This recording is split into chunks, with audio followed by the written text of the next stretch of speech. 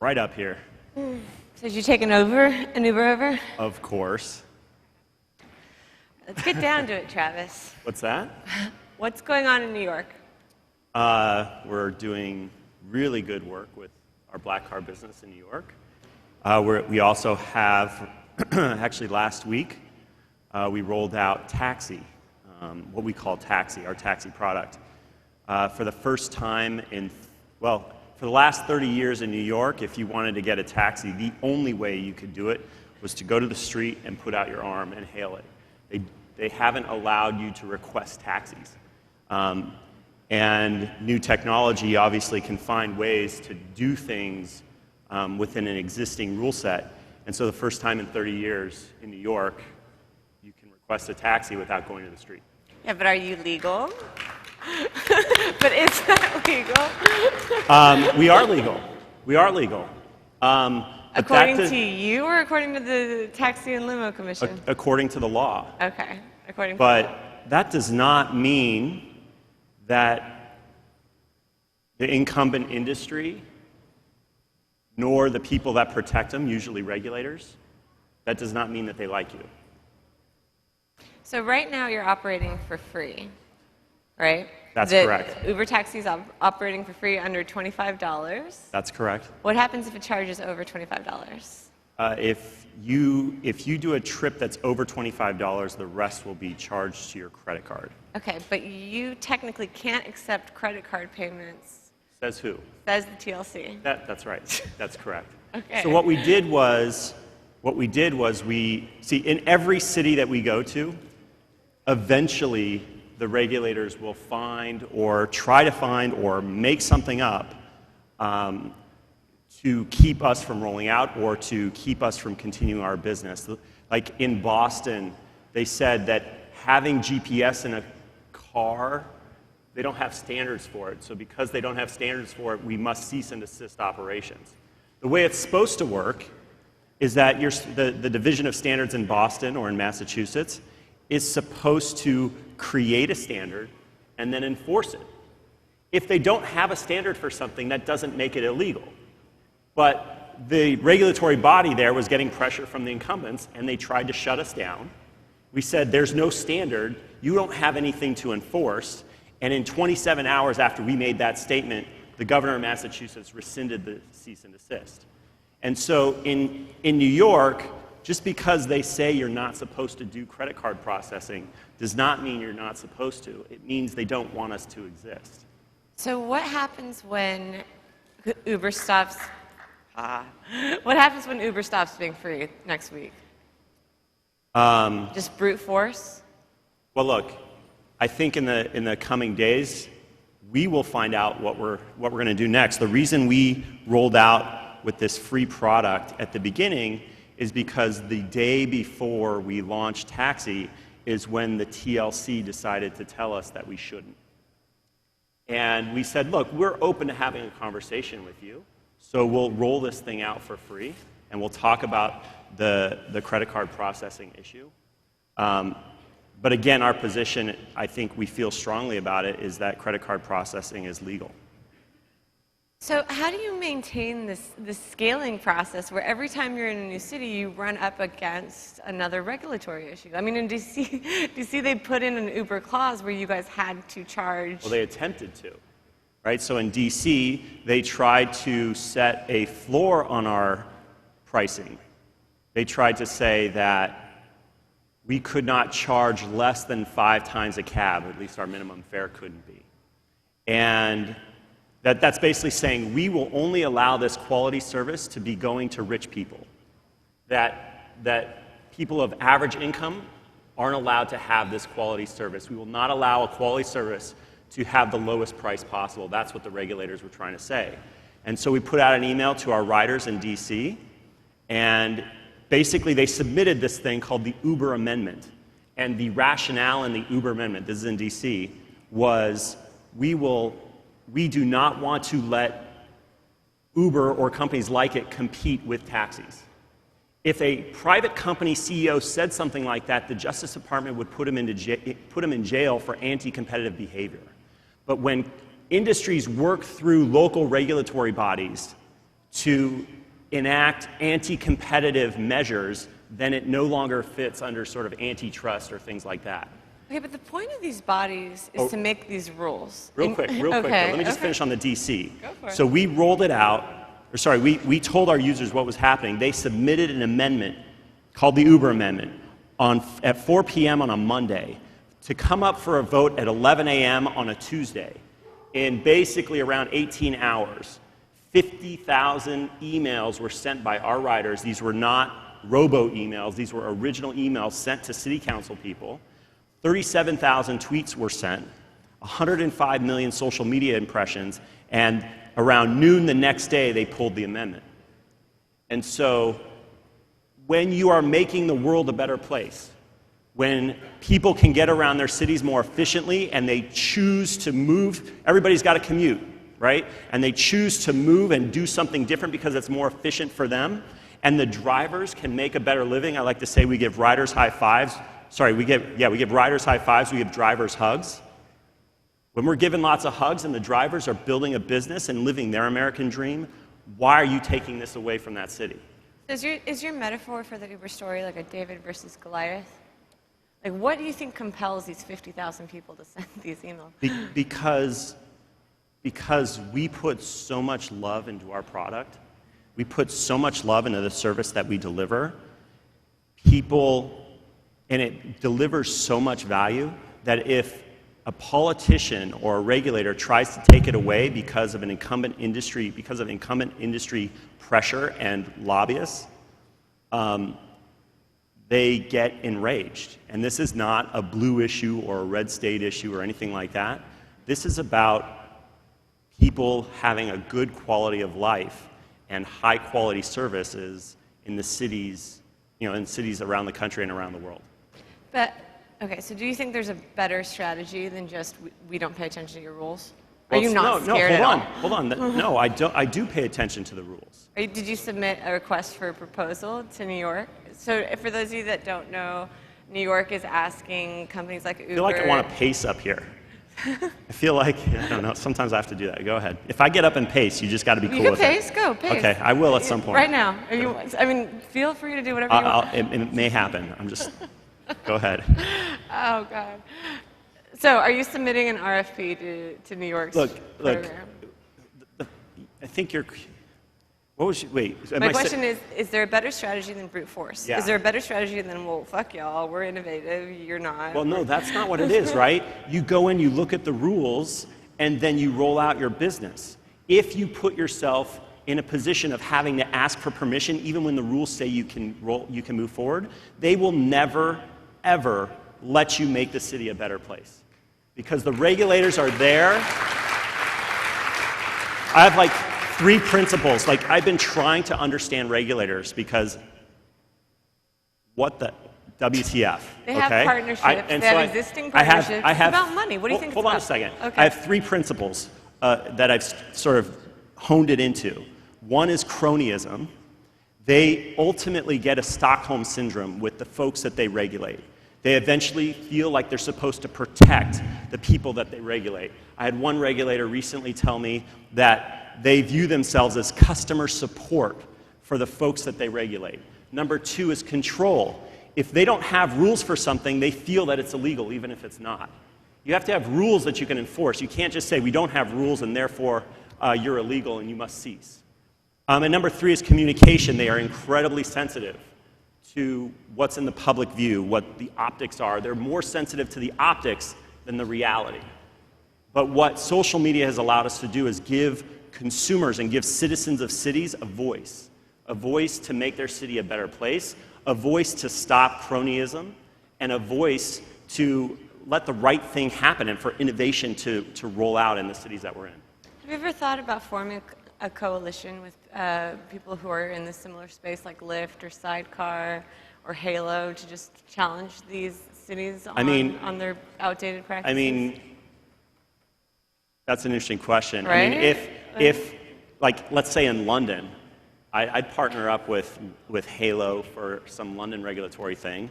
But the issue is that, because Halo's only in London, I guess they're also in Dublin. They're coming to New York. They've been coming to New York for 8 months. Bregman just moved there. Congratulations, welcome, I mean, right? he's But the gonna point launch is eminently.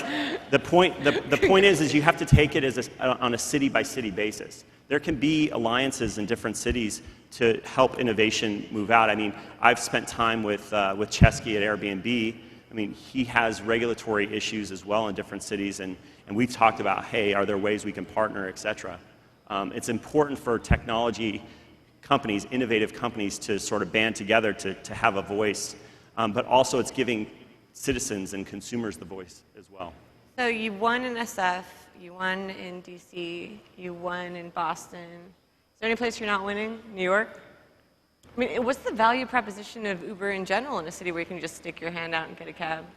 I mean, when we went to New York, so many, you know, and even on the black car business, we have a huge black car business there.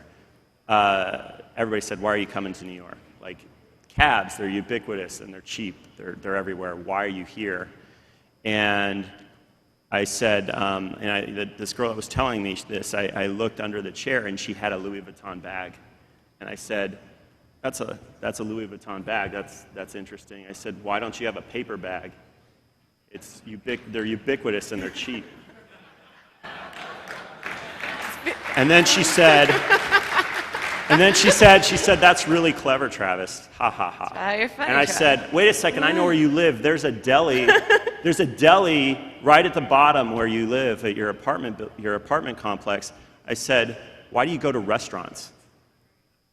And then she didn't laugh anymore. Right. All right, so speaking of ubiquitous and cheap, I've been seeing a lot of pink mustaches on your home turf. And for those of you that don't know... That makes it exciting. We got something going on here. This signifies Lyft. All right, now it's time to pace. And TechCrunch team used to take a lot of Ubers, and now we're taking a lot of Lyfts, myself included. Very good. I have a friend who used to spend $600 a month on Ubers, and now he spends $200, and that fits right underneath his transportation stipend for his company. Yep. So are you scared that these pink mustaches, for one reason or another, will eat Uber's lunch? Look, competition is good, right? If somebody can offer value at a cheaper price, they should. But that also means that Uber should too, right? The low-cost Uber, my goal, my mission in the world, the low-cost Uber is going to be Uber.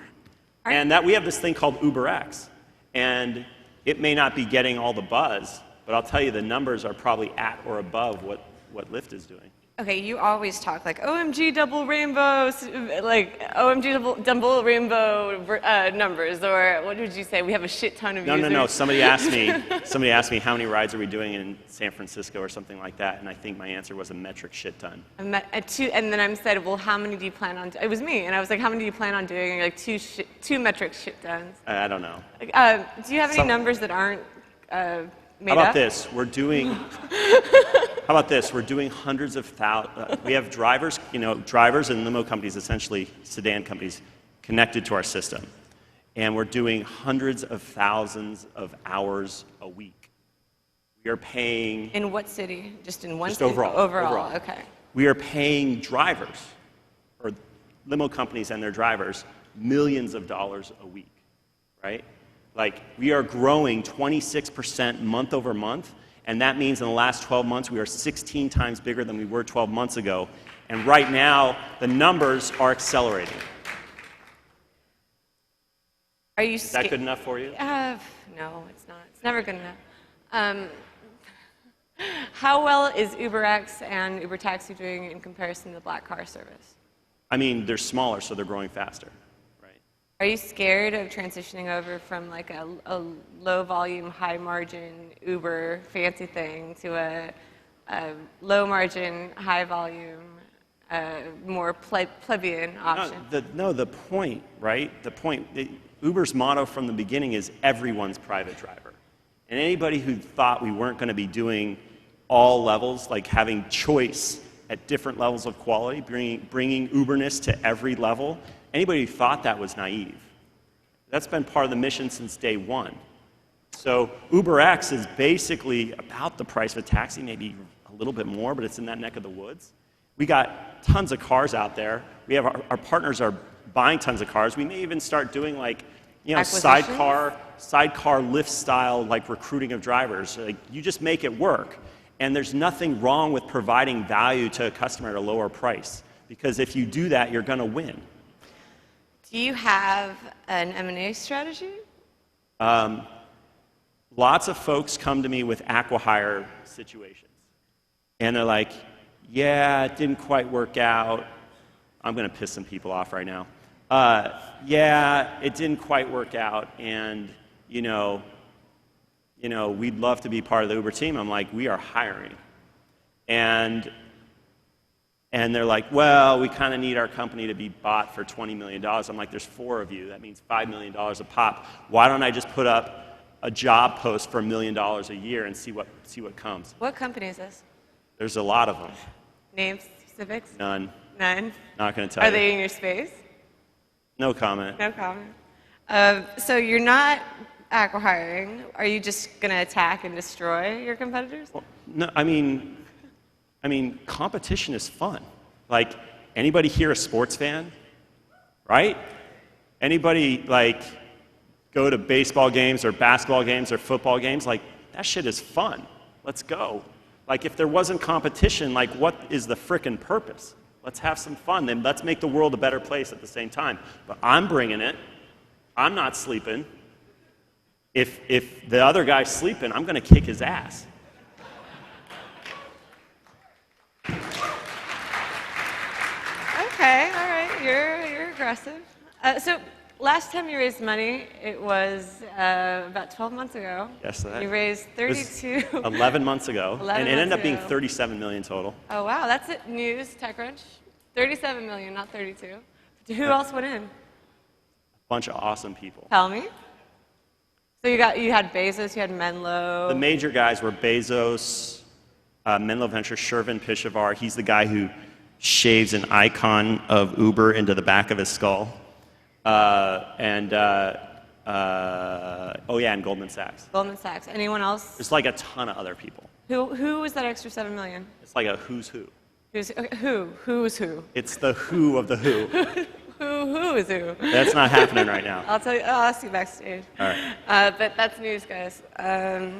When are you planning on raising a Series C? You know, Should be now, right? Most successful companies with such and it's grand, interesting. You know, it's plans. interesting, right? We're not running out of money. Like, our business is growing. The cities that have been around for a while, they are profitable and contributing to the business. We go and then expand in more. We're in 17 cities right now. You know, we're talking about several dozen next year. You're talking about Asia by the end of this year. That's happening. You said that in February. Where is it happening? So we have Europe. We have some Asia stuff going on. We're going to do a big rollout in Europe. What was the question again? What cities in Asia are you planning on rolling out in? All the usual suspects. Who, Beijing? No, all the big ones, Tokyo? right? Like, what are the big cities? Tokyo. Like, if you go Asia Pac, you go Sydney, you go Melbourne, you go Singapore, you go Kuala Lumpur, you go, I mean, just get out your geography thing from 6th grade. You'll see all the major cities. Hold on, I have an iPad. I could probably pull that up. What's your top 3 cities for Asia? What are your crown jewels in the Uber Asia? I promise, array? Alexia, that I'll tell you before the end of the year is over. Tokyo. I mean, you have 4 months, right? Basically. So why have you personally stopped angel investing? Is Uber too time consuming? When I angel invest, so you hear a lot of investors say, like, so many investors, we're involved, we bring value, and 98.7% of them do not. And then they, of course, in the meantime, they're taking meetings with hundreds of companies because they're trying to boil the ocean and find the gem.